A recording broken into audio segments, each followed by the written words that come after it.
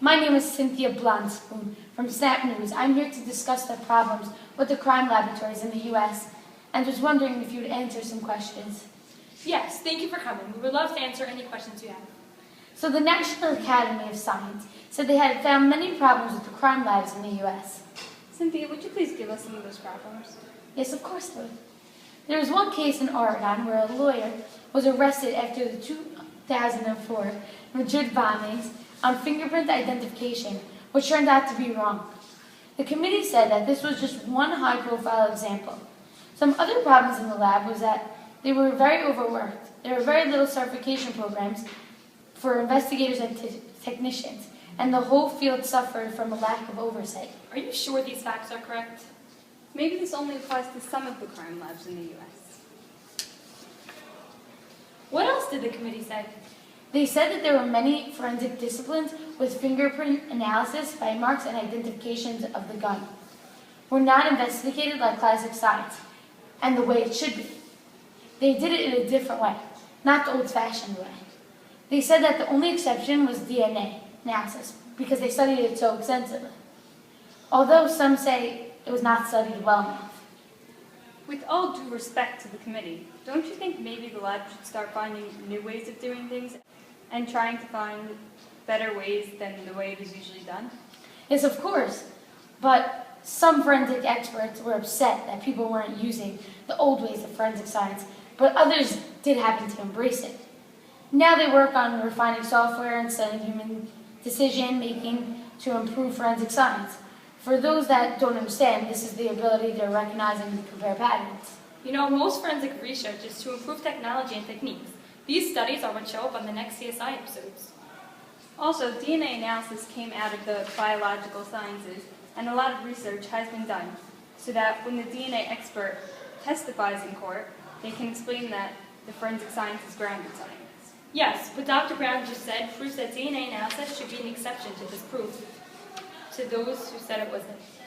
Yeah, you prove your point with DNA analysis, but what about the problems with fingerprints in the labs? Fingerprints are harder because you don't always get full prints. Sometimes you just get a few ridge ends. No, I'm agreeing. I completely understand. But I was wondering if both of you could tell me about some of the doctors you know and what they're working on.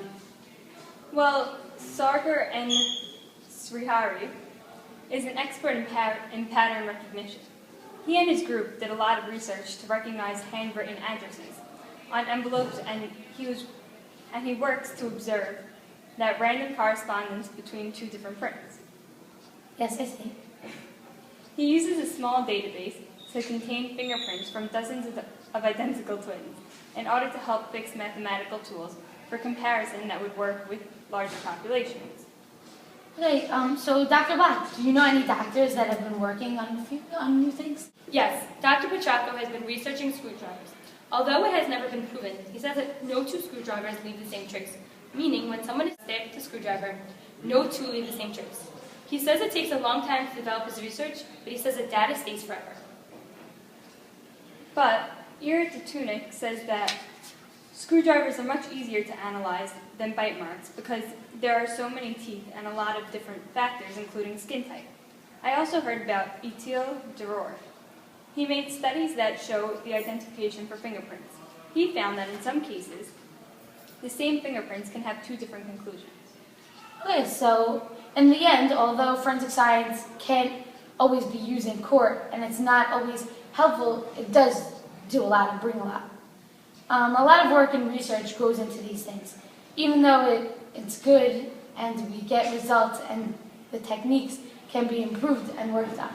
So I would just like to say thank you guys so much for coming.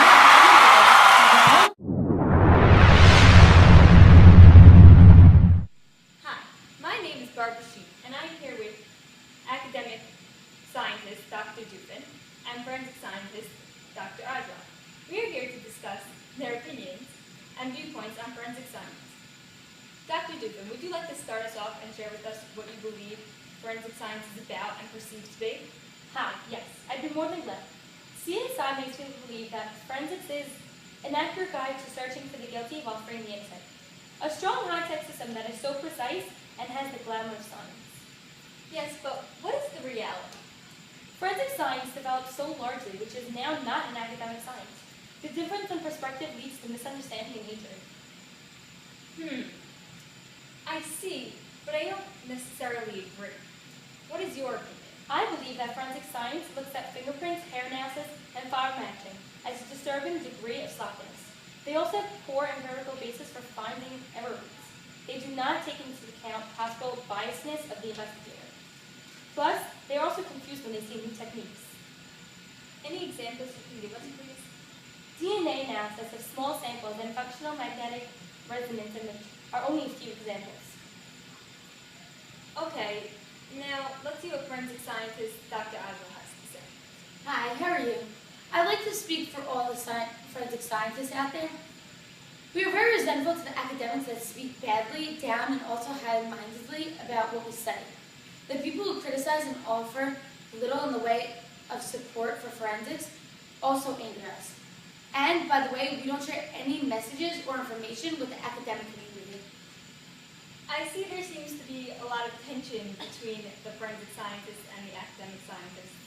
Although they are different, they must be combined or else they will be tossed back and forth in court. I believe and can guess that forensic scientists will face more legal challenges than academic scientists in court. I agree. Judges will see and find themselves within the middle of new technology and try to rule against it. An approach to mending this argument and communities was offered by the U.S. National Academy of Sciences. Yes, I helped with this plan. Its main recommendation is that Congress create a National Institute of Forensic Science. It has strong ties to both forensics and academic science. I guess it sounds okay, but it sounds like there's only short-term effects and no long-term effects. It actually has some long-term effects that can be very helpful. Dr. Dufin, please explain, and then Dr. Adler, you feel free to respond. I see it only as short-term effects, such as it would establish standards, meet essential requirement for procedures, and provide independent support for existing forensic entities. Yeah, but the long-term effects are they would provide funding to develop strong forensic research programs. The problem with this is that to combine two different academic fields is making it very hard to unite on its own. Congress should follow without delay. Yes, I agree, although I know it's not going to be cheap or easy to strengthen forensic science in the U.S. But I also believe that research universities should establish forensic science centers and PhD programs in forensics so that the next generation of forensic researchers will not feel so distant from the academic counterpoints. Like the academic science, they have their own research, so they're not distant from it. I agree with that. Now that everyone agrees, I believe we are out of time, and thank you Dr. Dufin and Dr. Ajwa for speaking with us today.